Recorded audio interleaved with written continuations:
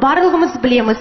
Егер де осы әнді біраз жыл отасқан жұбайлар айтса, қалай болар еді? Көрейік.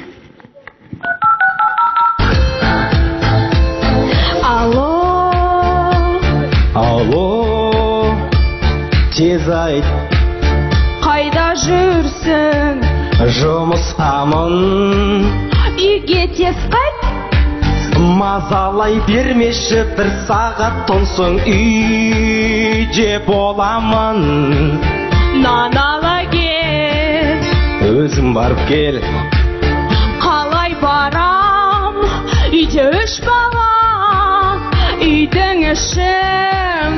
Өзім жуам, әлі тамақ дайындамағам. Балаларды далаға шығарам, әлі кешке келем деді сенің анаң.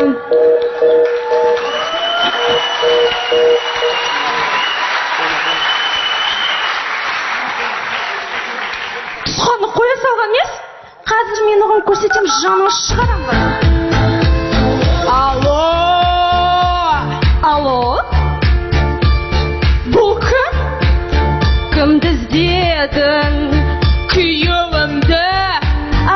Міне келді. Алло жаным, бұл сатушы, мен нан алғанды ұмыттым телефонды.